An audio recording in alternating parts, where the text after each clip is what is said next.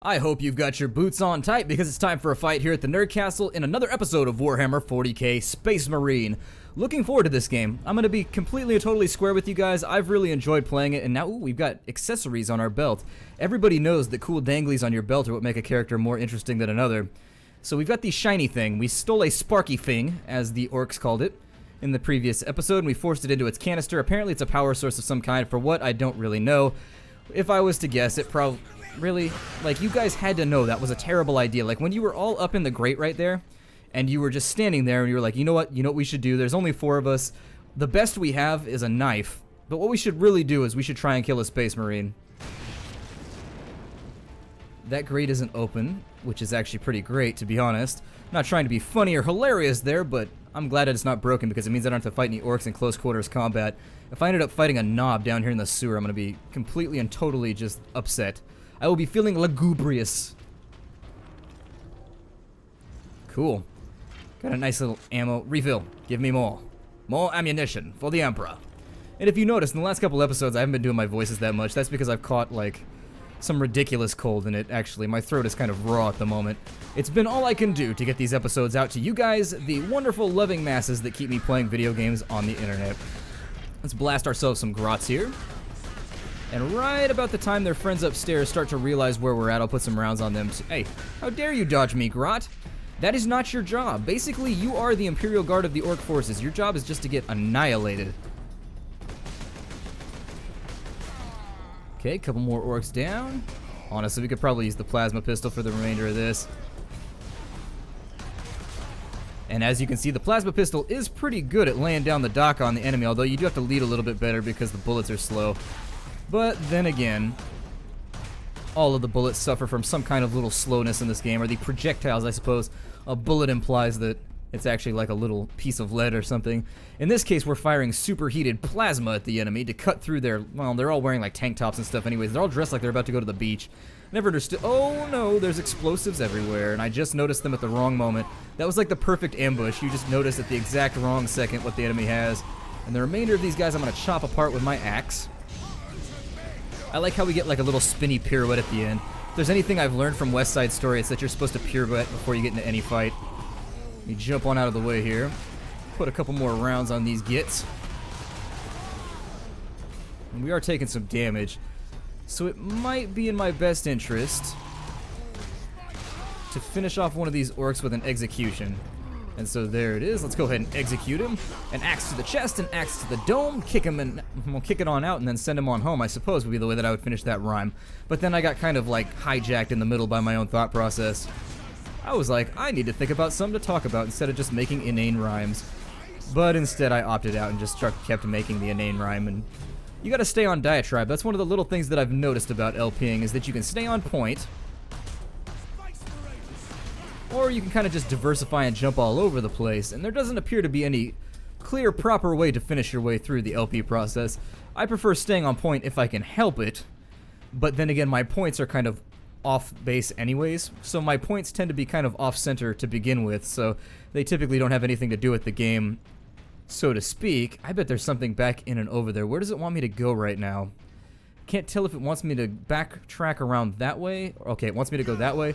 Then I can virtually guarantee that there's going to be something over here that we want to loot, like a servo skull or like a cat or something of that nature. Let's see if we can't get our hands on it.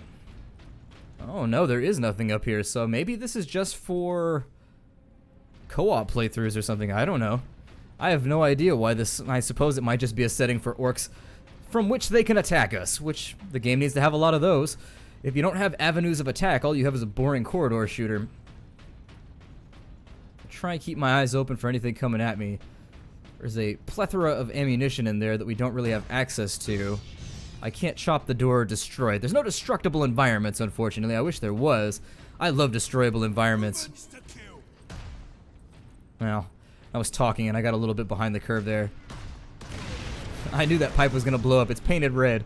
Like, there's this entire section of just normal gray pipe, but no, just that section right there is explosive. That is the only that is the only section that is explosive. Oh, that's how you get at it. Seems like a weird way to configure your pipes, but then again, maybe there's like a stop right there. There's some kind of valve that breaches all the explosive material before it goes through the remainder of the pipe. In any case, my job here is not to question the engineering of the level. It is, in fact, to continue plodding on for— oh no, Squiggy, why? Squiggy, why? The squig, apparently, you can indeed get a round object through a square hole. However, the square peg through the round hole, it depends on some kind of discrepancy between sizes, between radii.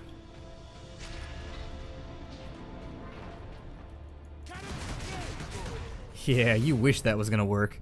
You were really hoping, Orky friend, but indeed it is not going to work. I try and keep a decent eye on all my corners here because it seems like there's gonna be a lot of locations from which they could potentially jump me and jack me and reasonably attack me.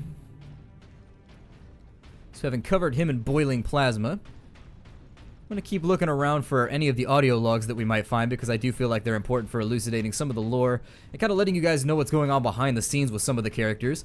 And if I can find them, it's definitely kind of self-interested as well because I'm going to see what I can do here.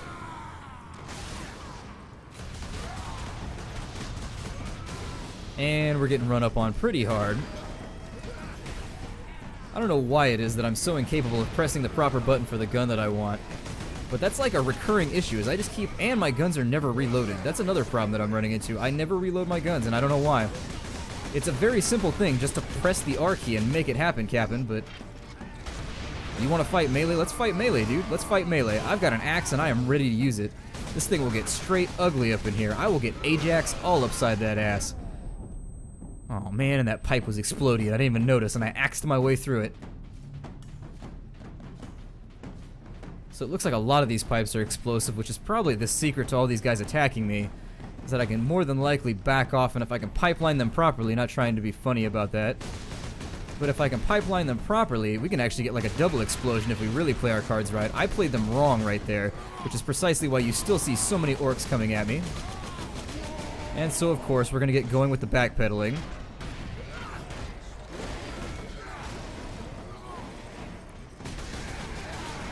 Oh, good. There's a knob in here, too. That's enjoyable. Okay. So let's go ahead and switch to our knob jacker here.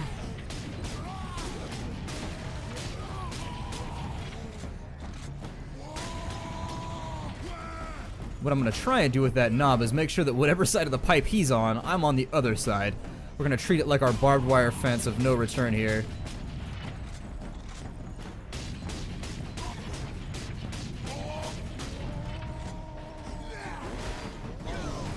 And we're going to try and get him with a fatality just because I'm interested in seeing what the axe does. I just ripped his head in half with my bare hands.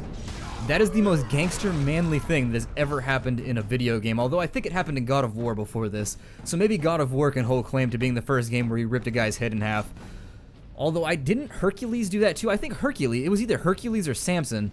There was some mythical character that ripped a lion's head in half. So maybe we could go even further than that if we really wanted to. And I'm sure there are other references I could draw right there, but it was either I think it was Hercules, because Hercules in all of his statues is always pictured with a lion's mane around his shoulders, I think, if I remember correctly. I could be completely and totally wrong, though. My classical history is very, very— are those squigs? I thought somebody was firing very slow rockets down the corridor. But anyways, as I was saying, my classical education is woefully inept at the moment. Well, I was a little behind on that shot, but I suppose we'll stick with what we have. No audio logs as of yet, which is disappointing. I was hoping we would find a couple, but I bet they're in nooks and crannies that I'm just not even noticing. It's gonna be disappointing to have to go through like another time just to Damn you, Squig. Damn you to hell, Squig. And that was one of those fool me once, shame on you, fool me twice, shame on me moments, but luckily squigs aren't capable of really doing any real damage. Oh, I should probably get a gun out that can stop him.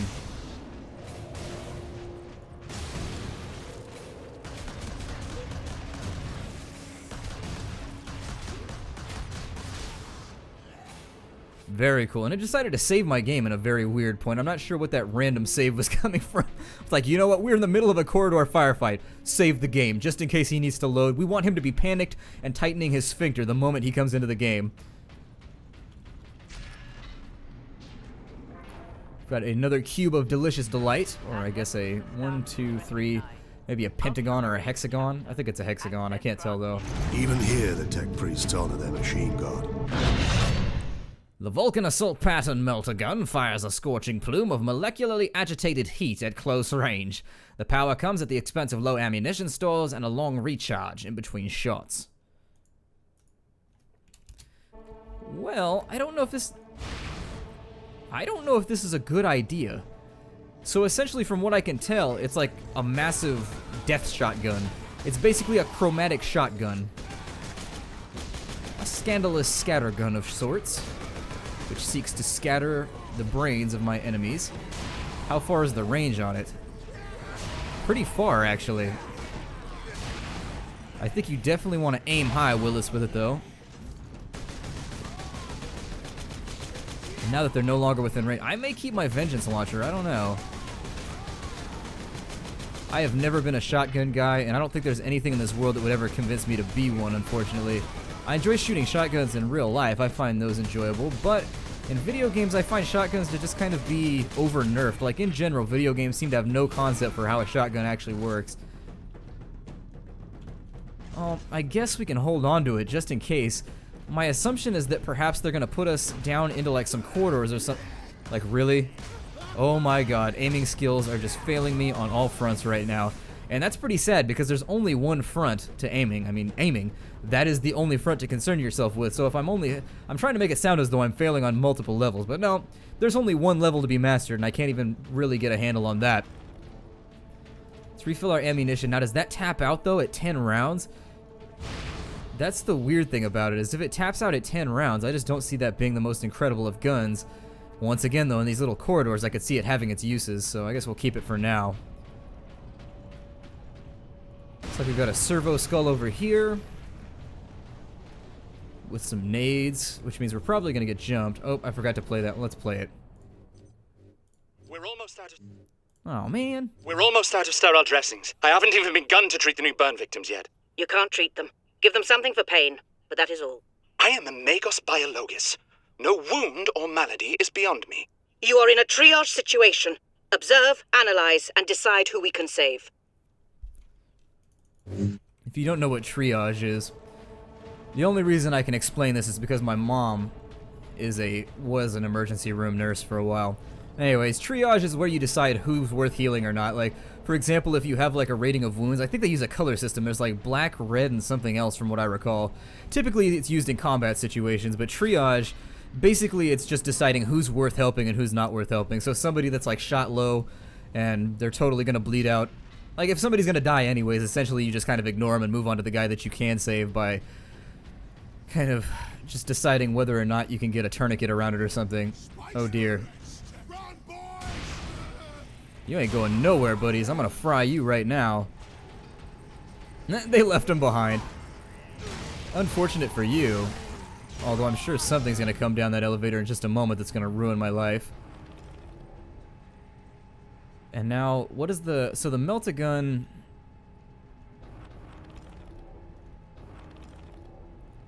Yeah, the 10 ammunition is a little bit of a buzzkill right there. I could get a vengeance launcher back. The thing I like about the melt-a-gun, though, is that I can't kill myself with it. And as you guys have seen, I'm kind of a little bit of a mess when it comes to explosives. I tend to blow myself up first and then just be like, whatever, we'll reload the game. It's okay. It's not something that I'm going to concern myself with. Let's stick with the Melta for a bit, though. I feel like I should probably give the Melta the respect it deserves, just to make sure that it sees its own turf time here on the channel.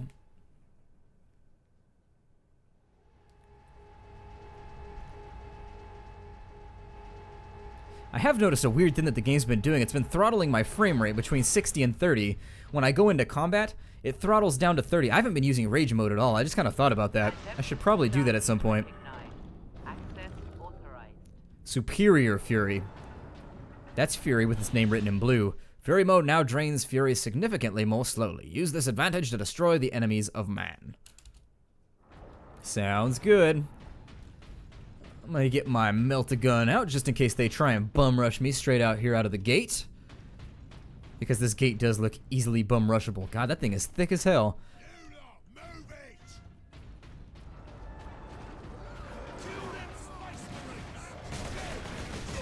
Couple of shooters in here. I'm gonna say damn the torpedoes and just get in and start dealing some damage.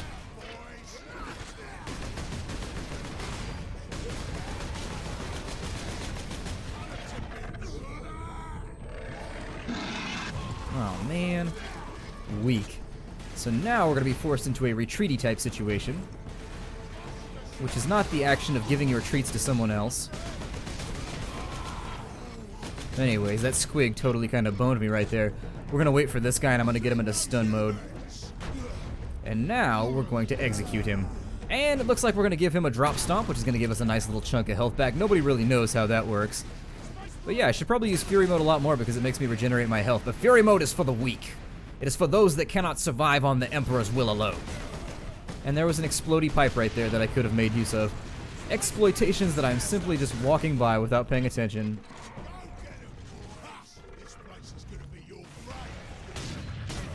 They're a little bit further away. He's got a rocket launcher down there. Kill that squig off before it catches me unawares again. See, like, how did that axe hit count right there? He clearly didn't hit me. That was definitely way outside the hitbox. Little bit suspect. Oh, and now you've got plasma on your face. How does that feel? Probably hot, would be my guess. Very, very unpleasant would be the moniker that I would more than likely give it. If I had to quantify the amount of pain currently copiously running through my foe's visage? I don't know.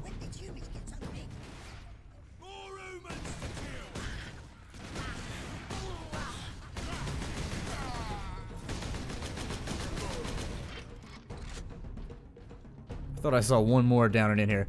Let's take a look around this room and see if we can't track down anything really, really useful. Or at least really useful.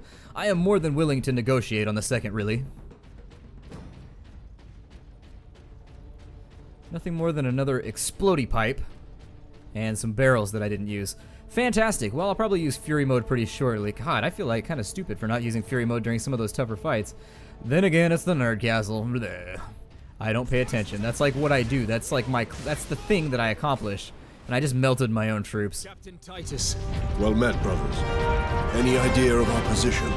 We should be nearing an access point to the surface. The air smells a bit cleaner. I've had enough of tunnels.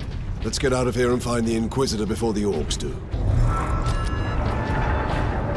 Indeed, I don't think that skull plate that he has installed is going to keep Fifth Element alive any longer than anything else. I mean, he did have some pretty badass sabatons, though. I was definitely jealous of his ability to wield those booties. I think I would rather fight from up here if the game will allow me to get away with it. It does leave us sort of susceptible to being rocket launched.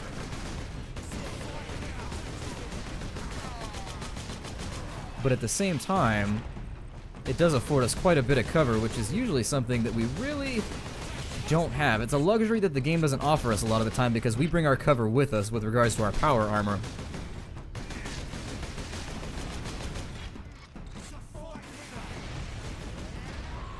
We do have a couple of friends coming up to meet with us along that front. Just in case there's anybody back there. Hey, what is that, guys? What's up with this flanking cover? You're supposed to be holding this corridor right here, doing your thing, clocking your game, and unfortunately there is no game being clocked at the moment. We're definitely not paying attention to the details. Let's keep ourselves intact. And actually, I was kind of enjoying not having you guys around and being maneuverable. That was one of those weird little bonuses that I was getting along with you not being existent in my world. Essentially, you just kind of sit around and don't offer any covering fire in exchange for taking up a lot of space. And I find that to be a little bit offensive. Oh, good.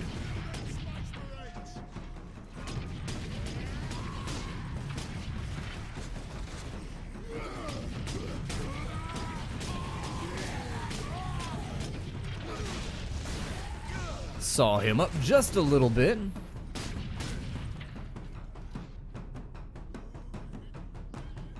I know there's another one in here somewhere. Shot him right in the butt cheek, but unfortunately the butt cheek is not a deadly area for orcs.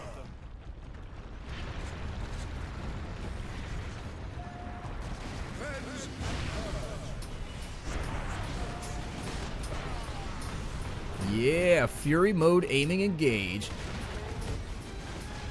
I can't disengage Fury Mode early, though. That's one of the reasons I popped Fury Mode right there, is I just wanted to make sure that I couldn't disengage it early to save a little bit of it. If I needed it up my sleeve somewhere, that's where I keep my Fury. If you wanted to keep your Fury, like in a pocket or whatever, it might be a little bit more efficient, but I prefer to keep mine in my sleeve.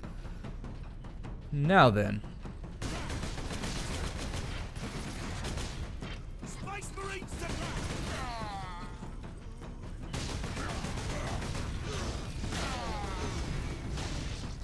Ooh, very, very good.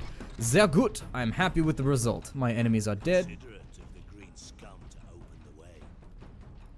It was indeed. That does seem like the kind of plan that an orc would make. Like one where it's ultimately meant to attack you, but at the same time it allows your enemies access to like everything you care about.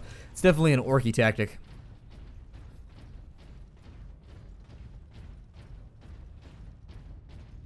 At last, away to the surface. How can you tell? Still looks like a nasty catacomb. Oh, never mind. Is that sky right there? It's hard to tell because grimdark worlds of grimdarkness often have really like grimdark skies. And so it's very, very difficult to tell whether you're on the surface or not a lot of the time. It could just be smoke like down in a massive sewer system. It's difficult to tell. I don't think we're going to be able to go up that way. I do wish that there were like destroyable secrets and things to be found. But the game doesn't want me getting in on its gooey little secrets. Its secrets are gooey. I don't know why its secrets are gooey. I told it to keep itself clean, but it's a little bit like a toddler. But at least we have the sky over our heads again. Our rendezvous point is this way. Well, since we've moved into another chapter, I suppose this is a good point to end. You like break off the episode. I don't know why everything is gooey here, but as I was saying, let's go ahead and break off the episode. My name is Splattercat. Thank you for joining me here in the Nerd Castle for another episode of Warhammer 40k Space Marine. I look forward to seeing you all tomorrow in the next episode. Take care out there, everybody, and hi-do.